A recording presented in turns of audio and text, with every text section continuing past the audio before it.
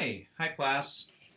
Glad to see all of you again. So this is just a second lecture that I'll be covering this evening over chapters 3 and 4, and I will try to make this pretty succinct and clear. Just wanting to make sure that you guys are following the reading okay. Sounds like I loved a lot of your all's contributions. Felt like it was really great. It looks like you guys are doing a really good job. So I'm so glad that I got this book because I've been using this book this is going on the third or fourth year since I've been teaching ethics. Why, I've looked at plenty of other books, and I really don't think that nothing really beats James and Stuart Rachel's, mainly because I just feel like they succinctly just clarify and explain all of the different ethical positions in a very just concise, clear way. Some of the ethical books out there. I'll show you one. Yeah, this is one that sometimes I will use. You can see how big that is. I think this is about 600 pages. This is actually pretty common for a lot of ethics classes. But this is about 100, about 197 pages. I will be still using the other book as well, as far as just supplemental reading. I might not assign a lot from that book, but I would encourage you guys to look at C.S. Lewis as well as Thomas Aquinas's Summa Theologica. I believe I'm pronouncing that right. And Thomas Aquinas and C.S. Lewis both explain natural law very, very well, since we'll be kind of covering some of that today. So if you would just go ahead and follow me along. I'm not going to necessarily be reading the book. I'll just kind of explain both chapters. So the first chapter, chapter 3, Rachel talks a lot about subjectivism and ethics. So the first thing that we need to understand is, what is subjectivism? So subjectivism is, well, I guess the best way to put it, if I could put it in grammatical terms, a subject is the one that's actually doing the action. So in most English grammar, you have subject, verb, object. So the subject actually does the action. So the subject, in this case, dictates what's ethical to the object. Okay, the object being other people. So if you think of it in grammatical terms, it makes a lot of sense. I, the subject, determine what is ethical or what is not ethical. And that's very different from objectivity or objectivism in ethics, because the object in a sentence, subject, verb, object, the object is the receiver. Okay, the object receives the truth or receives something that's ethical from an object, or from a different subject, whether that be reason, or whether that be God, or whether that be just our observations. So that's really kind of the understanding between subjectivism and objectivism.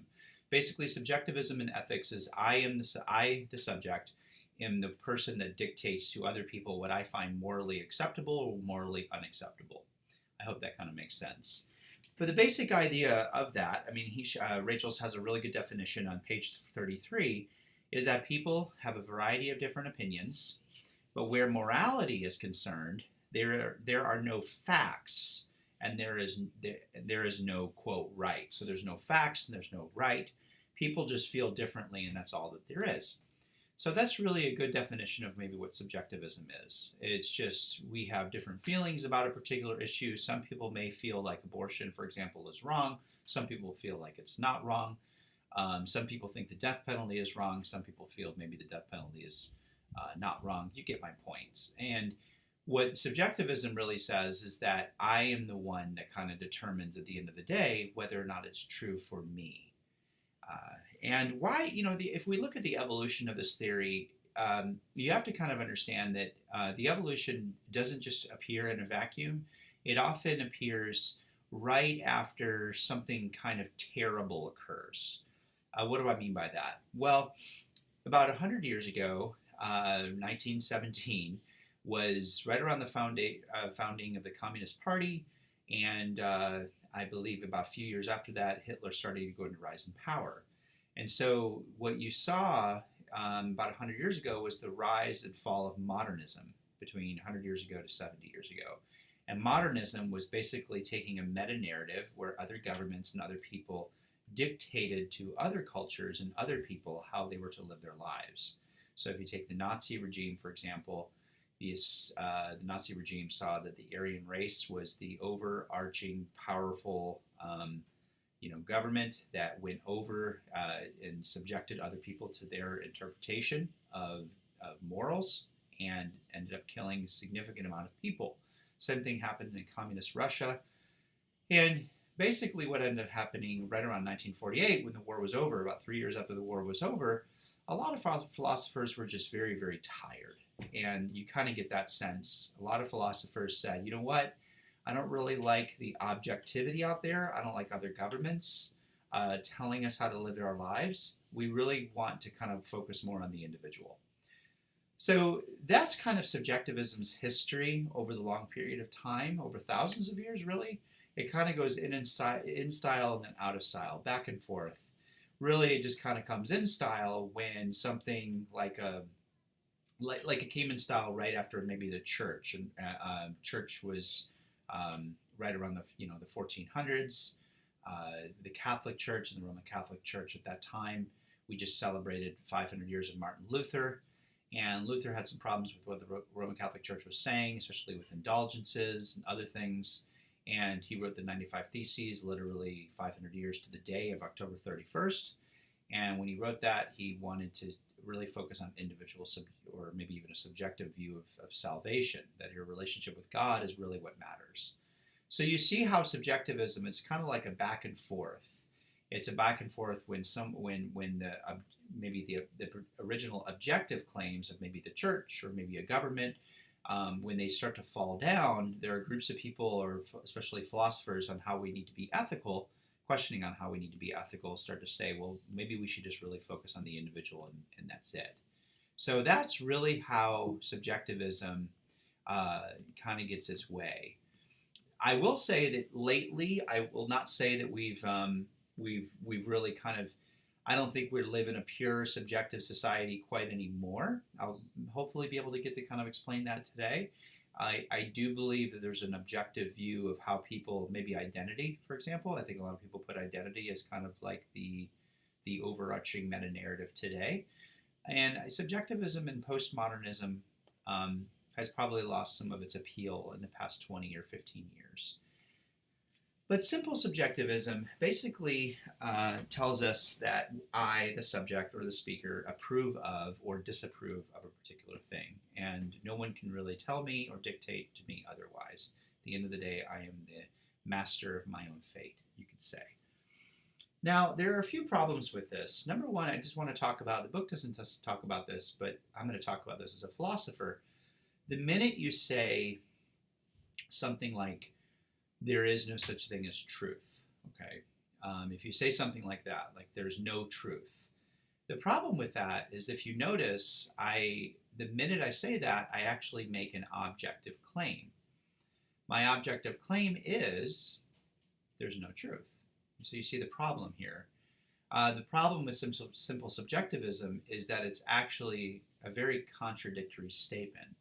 Because the minute I say there's no truth, I just make an objective claim. So it's actually there's some problems with its philosophy, because I can't actually coherently defend it.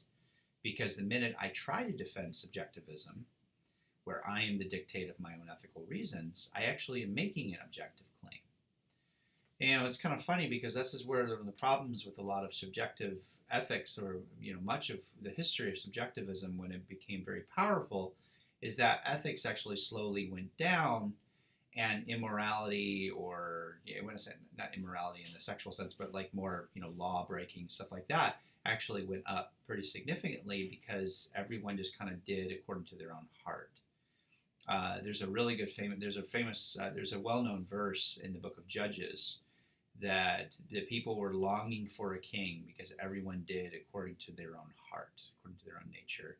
And the book of Judges in the Hebrew Bible kind of is showing the reader that things just weren't very good at that time, when people were just kind of following the dictates of their own heart. Because then what ends up happening, and I think Nietzsche makes this point very, very well, is that what basically ends up happening is the strongest end up winning at the end of the day. So that's always kind of the problem with subjectivity, is that at the end of the day, the people with the most power, the people with the most prestige, I'm not going to say privileged, I don't really like that word, but the people with the most sway ends up actually kind of convincing the audience. And so the other thing that's a problem with subjectivism per se is that you really can't, if you notice that you really can't come to any kind of disagreement, it doesn't account for disagreement. It doesn't actually account for agreement or disagreement. So if I, for example, believe that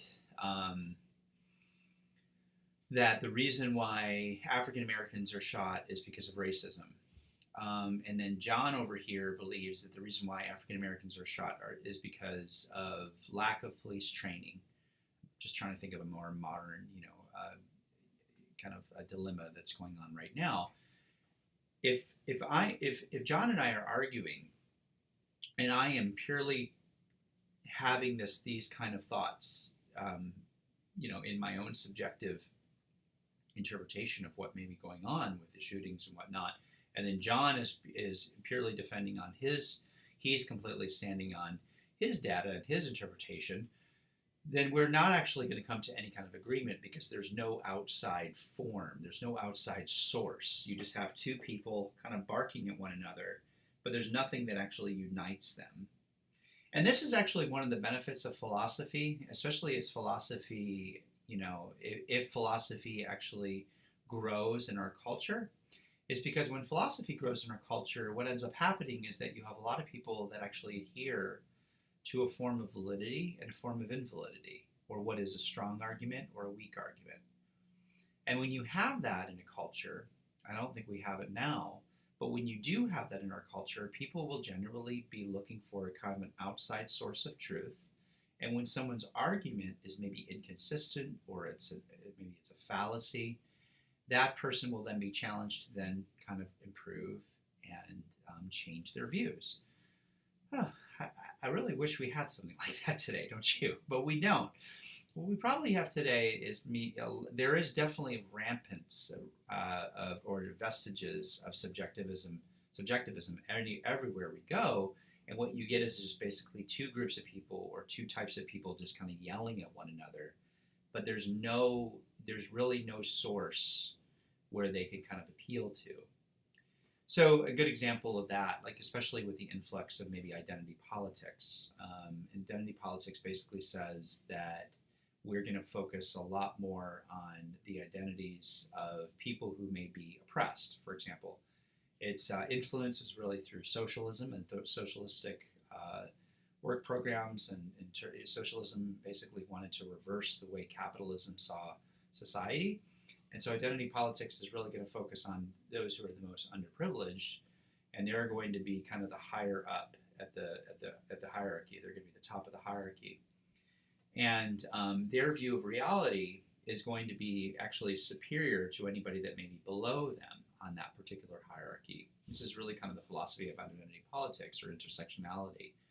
You don't have to know all those big words, but basically what ends up happening is that if you are in a particular group, that particular group's view of the world cannot appeal to something outside of that particular group.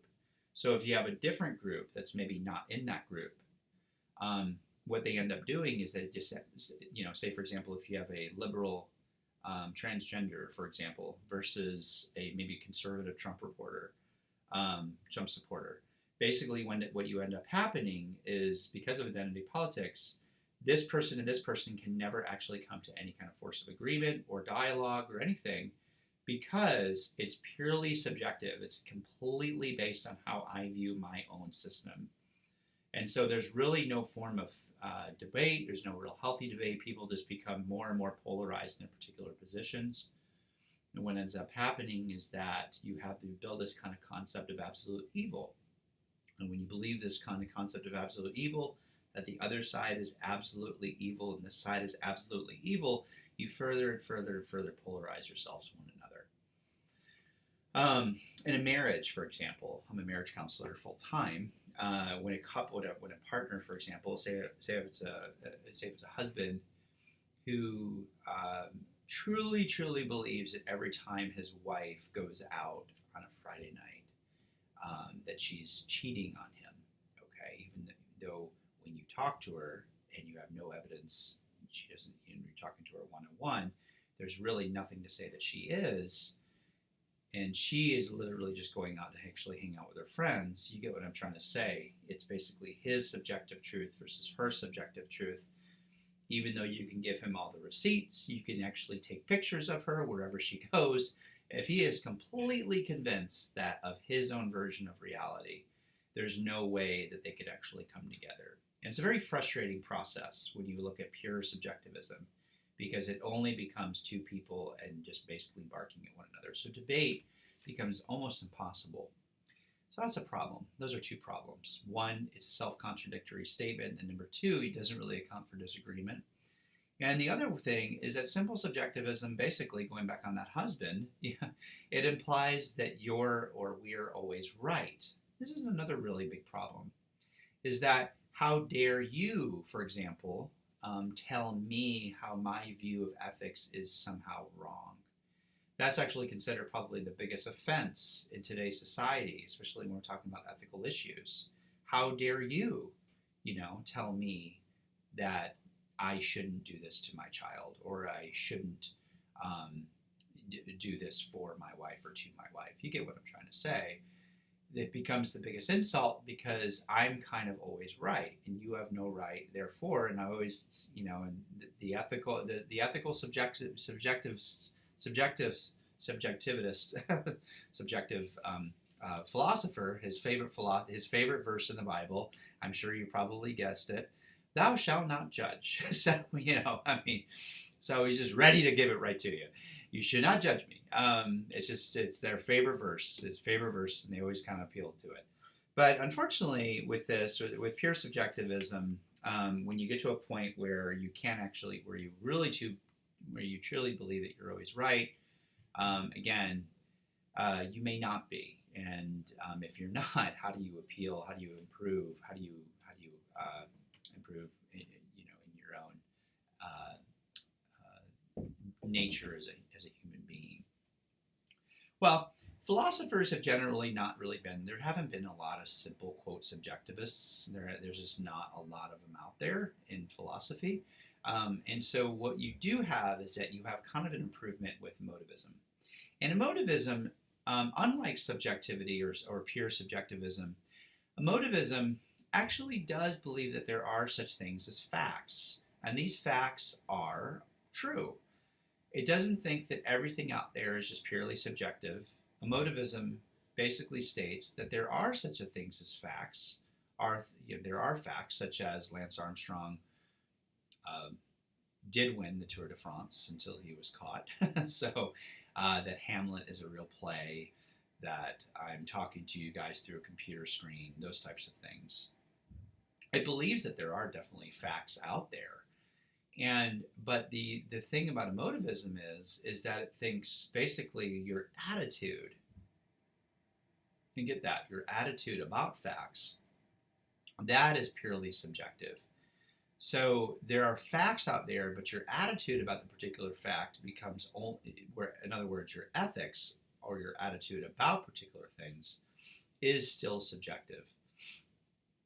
So it's very subtle in the way it's different from simple subjectivism, in the sense that it's willing to admit some kind of source of truth. Unfortunately, it runs into some of the same problems because at the end of the day, it becomes basically not the most powerful who wins, but the one that has the most appeal to his pity or most appeal to his or her emotion. So you see that today, for example, the person that basically has the most sorrowful story ends up actually winning the day. So this is one of the reasons why maybe politicians, for example, they will try to get your vote, because if they can get your vote, they don't get your vote by just quoting to you a lot of facts or policies. Politicians don't actually go there. A lot of politicians use this type of philosophy to kind of sway you to their side. So a politician, for example, and Bernie Sanders actually did this recently with a recent healthcare law, when the Republicans went through and said, we want to actually repeal and replace Obamacare. Bernie Sanders didn't go to policy. He didn't go to any kind of facts out there. He went right to the heart of the people. And he literally said, if this happens, everybody will die. And so that was brilliant by Bernie Sanders because a lot of people then became extremely worried. They weren't necessarily worried, they weren't convinced by his facts, they were more convinced about what he appealed to, their attitudes, their belief system. And so what he has built his whole argument basically was an appeal to pity. The problem with this is that when you appeal to pity or you appeal to emotion, that doesn't necessarily mean your argument is true. In fact, it could very well mean that your argument is extremely fallacious. Just because your argument has a lot of pity to it, or it appeals to the ears of your own particular emotion, doesn't mean that very thing is right or wrong.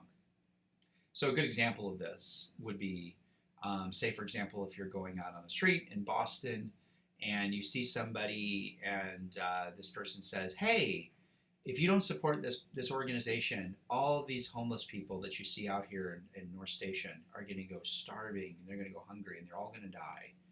Okay. All we really need from you is $1,000, and if we have $1,000 from you, none of these people will die. Well, most of you would probably say, well, this is BS. I mean, come on, is that really true? And you should be right, because there's actually quite a bit of support groups. I actually have sent people to quite a bit homeless shelters over right there by the North Station. Not saying there's not homeless shelters out there, that they're still not in need, but you get what I'm saying. None of you likely would give $1,000 to somebody that appeals to that kind of emotion. And yet, even though we wouldn't do that, many of us in our political choices and maybe even our family choices, because family and politics has such a sway in our own interpersonality, we are often swayed by these big promises to basically that are made to us by family members or by politicians that basically appeal to those emotions, and therefore we are, quote, swayed to their view. And this is the benefit of ethics and philosophy. It says, okay, well, back off. You still have a right to look on whether or not that thing is true or not true. But people who basically believe in emotivism, they're not really concerned about that. They do see facts as true, but again, ethical decisions, it's everyone's game, is purely subjective, and so obviously you can see some real problems with that. And that brings up the question: well, is there a role of reason in ethics? And Stewarts would say yes, there is a role of reason in ethics. The reason why is because when you look at pure subjectivism or pure motivism, it still doesn't quite do the job it needs to do as far as asking the next question: how do we agree? How do we know, for example, that our values are not just our own pure expressions or our own subjective feelings? How can we actually grow as a society? And what subjectivism doesn't tell us, and what we may need to ask now, is if subjectivism has some significant problems philosophically, then maybe moral truths are truths of reason. In other words, moral judgment is true if it is backed by better reasons than the alternatives. So the ethical decisions that we need to start making is the things that the best argument you could possibly find out there that will actually convince you on why you need to believe that very thing. And notice that it assumes one thing. It assumes that you have reason. You have reason on your side. And it also assumes that your opponent or the person that you're debating also has reason, that both of you actually have a reason. And so that actually explains, and this is what C.S. Lewis talks about, why if somebody, say, for example, stepped on your foot in the middle of you're driving, you're on the train, you're on the T, and somebody steps on your foot, okay? And there's two options. There's one option that says, the guy says, oh gosh, I am so sorry, I did not mean to do that. Would you get mad? No, of course not. You'd be like, oh yeah, no, it's all right. Maybe you'll get a little irritated. But will you hunt him down and get extremely upset and post it on Facebook, some jerk stepped on my foot on accident? No. In fact, if you did, I think most of us, if you were your friends, would be like, dude, calm down. So most of us might look at you a little differently. Well, let's switch to the scenario. Let's pretend that guy looked right at you. You're with your child or maybe with your partner. He looks right at you and he stares at you and he looks at your foot and he picks up his knee and he stomps on it. and then he looks right at you, and he takes it off, and then he walks away. Okay, yeah, so why are you getting upset? That's the question. You're getting upset for two reasons. It's not only that this man didn't just step on your subjective view of reality. You're getting upset because how could he not consider the basic rule of not only politeness, but ethical behavior, which is you don't do that to other people. But that brings up the assumption, why would you even have that if there wasn't a dialogue going on in your own brain that this person should know what is right or wrong based on his particular reason? You see, I think we need to ask how reason comes in the picture, because at the end of the day, none of us really live by the philosophy of subjectivism, nor motivism. The minute somebody actually steps on your foot on purpose or steals from you and goes inside your house, for example, and just takes something that's not theirs, okay, you get upset. Not so much based on your own voice being violated, but more on the problem of that they should have known better, and that's not right. Okay, what is that? And so that brings up the last thing. Are there actual truths? Are there proofs, in ethics? And Rachel does a pretty good job saying, yes, there are proofs. When we look at lying, for example, you cannot find a civilization that has ever survived, when it's just purely based on lies being rewarded. If that were to have occurred, if lying was, say, for example, the meta-narrative of a culture, it would fall apart in a few days. That means every time you go buy a car, that person doesn't have to give you a car. It means every time you go to the bank, that person doesn't have to give you the money. They can just turn away. It means every single time that you go home, you don't have to necessarily trust your partner. They'll stay with you. And if lying is rewarded, and if you can't even basically trust other people, we can't even make a judgment nor an ethical decision. And so you kind of see the problems here. So there are definitely some proofs that we can have that fairness, in other words, a fairness is just basically a basic moral value. So what we really want to do is kind of make a distinction that you can prove an opinion to be correct. That's fine. What ethics does is that you might be able to prove that an opinion is correct, but it's different when you're actually persuading somebody to accept your actual proof. So that's the basic gist of the chapter. I didn't go into everything, every little tiny detail.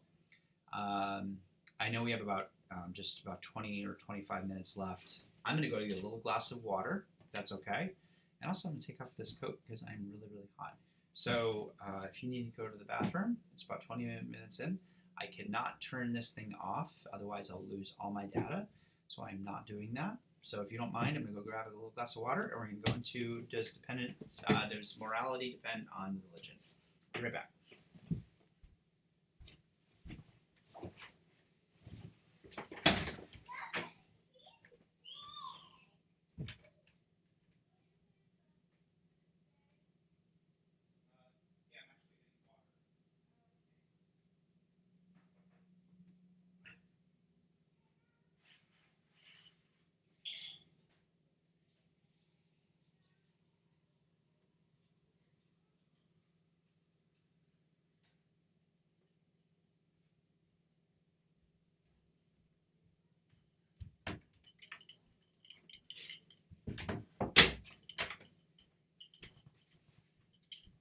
Okay, thanks for waiting. Didn't take long. So the next thing that I want to be able to talk about is, does morality depend on religion? And where we should be right now is, there's some problems with what I really wanted to do in that first segment is just show you, there are some problems with subjectivity, which at this point you should be asking, well, if there are problems with subjectivity or the subjectivism in ethics, where does that leave us? And that's a great question. In fact, it's a very natural question because that's exactly where a lot of philosophers will actually end up. They see some problems with subjectivism and they say, okay, where does that leave us? And if there are two people that are just kind of arguing, well, and if there's some kind of force out here or something out here that's dictating what is true or what's not true, well, what's your first thought? Well, that must be a God, right? Which leads us to a next question. Does morality actually depend on religion, or does our morality depend on God?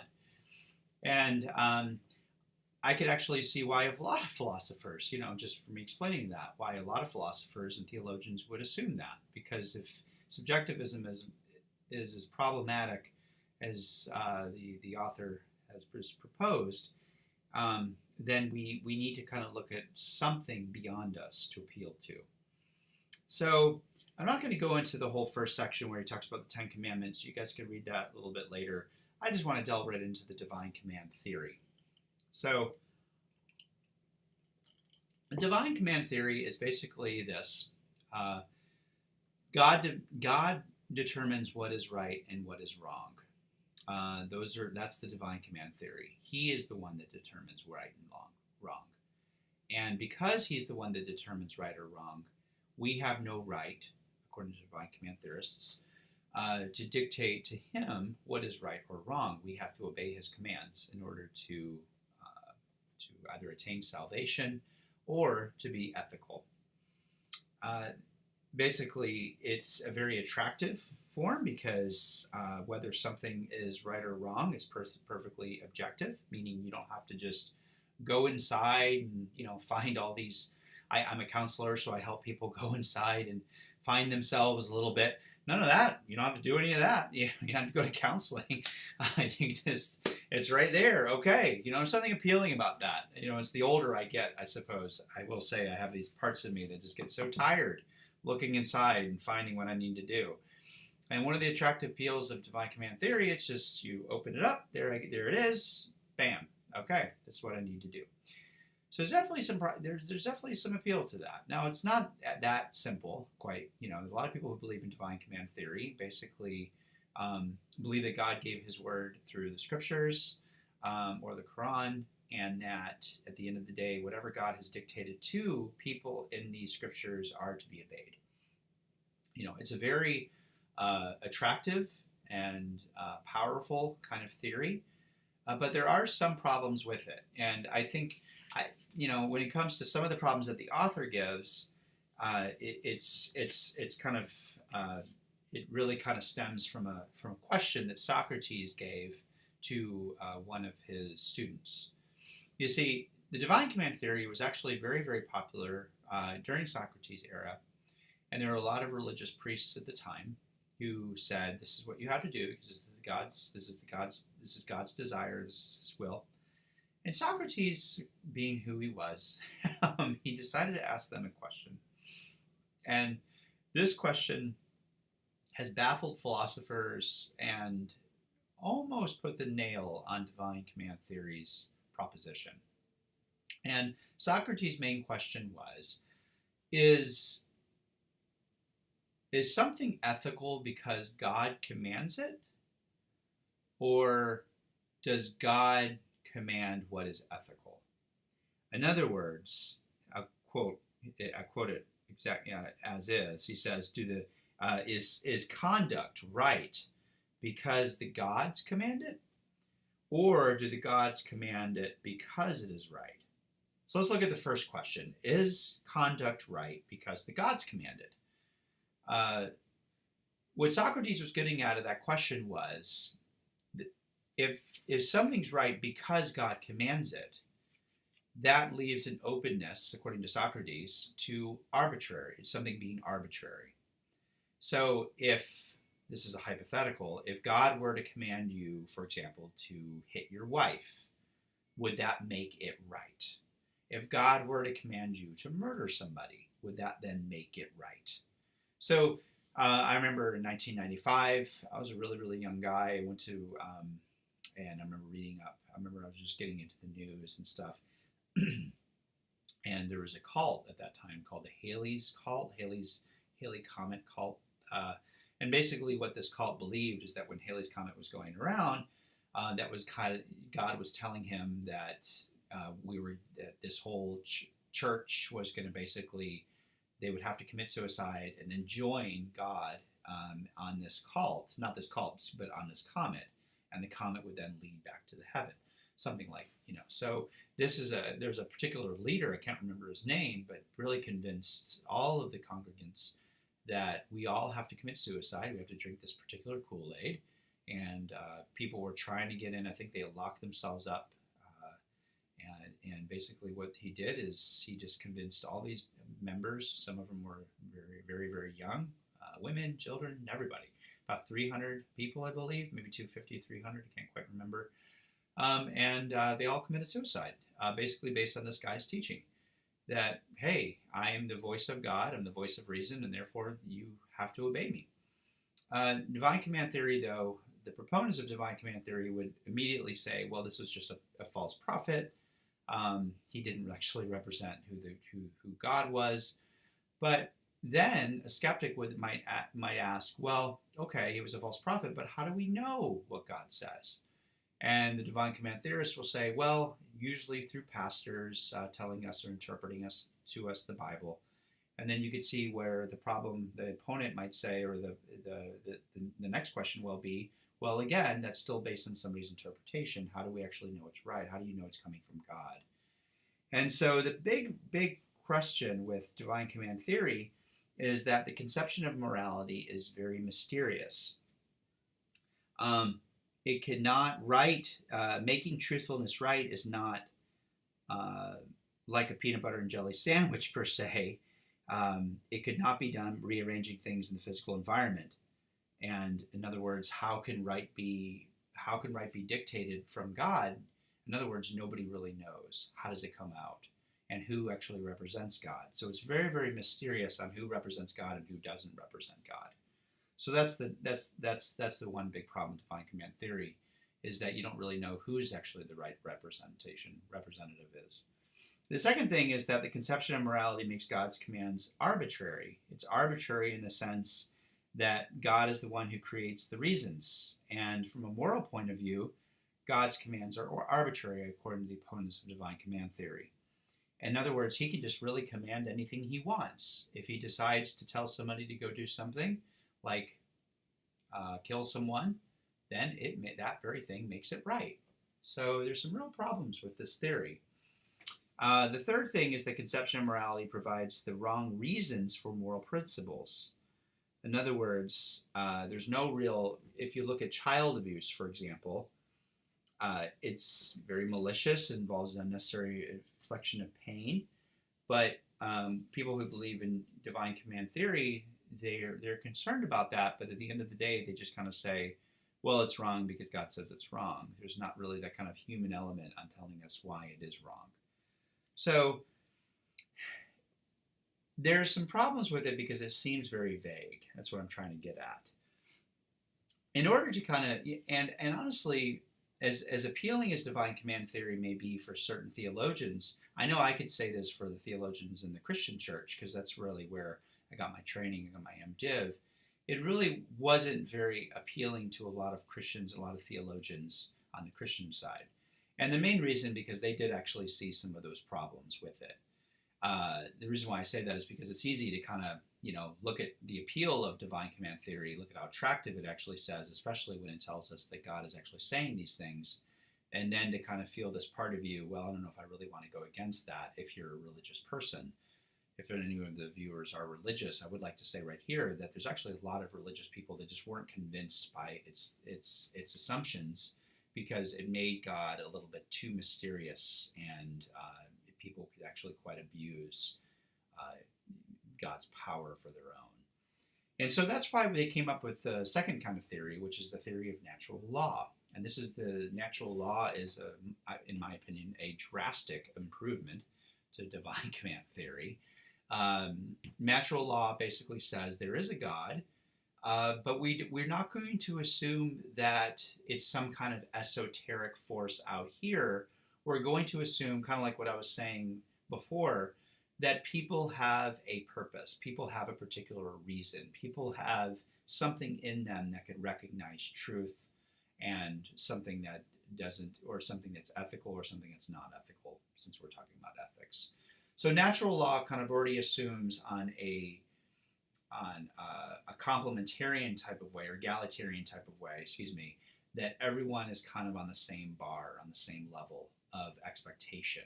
That there's nobody that's just over here that's speaking kind of God's word, and these people are kind of not aware of it. Natural law would say, in a sense, we're all kind of, quote, God's children, and that we all have a basic law that's kind of written in our heart, per se.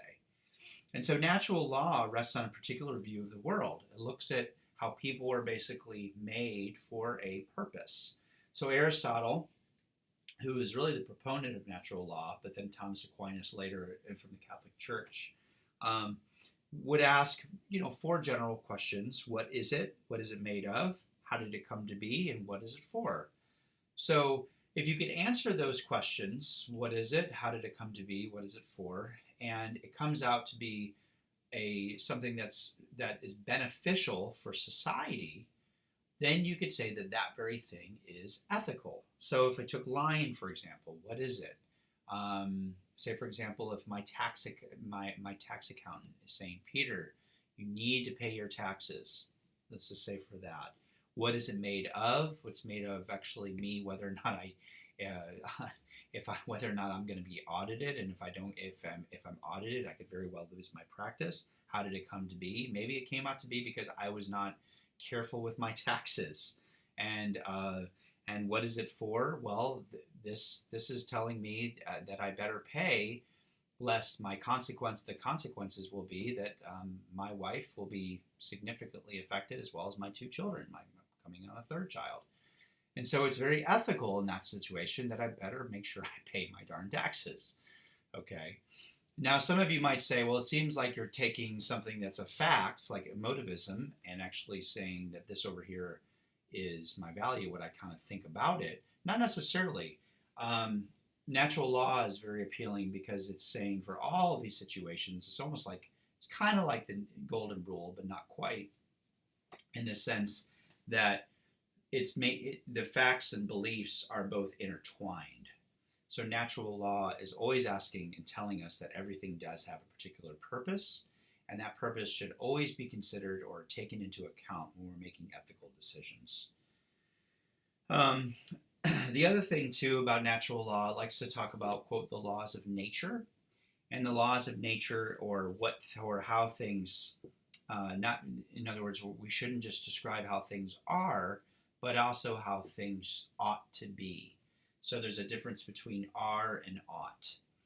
Now, I will say one thing. I kind of critique the author here because the author says, for example, on page 56, excuse me, he starts to critique, natural law. Actually, before I get there, let me just kind of explain that ought versus is. So natural law is its main drive is to look at the purpose of what is ethical, but also the difference between what ought to be and what is. And so the author gives a really good, example that, say, for example, if somebody is a narcissist. Let's go back to that person that just stepped right on your foot, and he's a narcissist, or he's got like some antisocial personality. We may also get upset. This is the question. We may also get upset because he's not living as he ought to be. It's not just what he is doing, but what he ought to do, which is why we get so upset sometimes, because this person ought to know better. It's a common thing that a lot of parents say to their children. But I want to focus on the critique that the author gives, because I think he kind of misses it a little bit. He says the idea that what's natural is good. He's got some problems with that on the bottom of page 56, because he says that disease occurs naturally, but disease is bad. He's critiquing natural law and saying, well, if you just kind of go with what is, quote, natural, disease seems natural, so are you saying that disease is good? That's his first critique.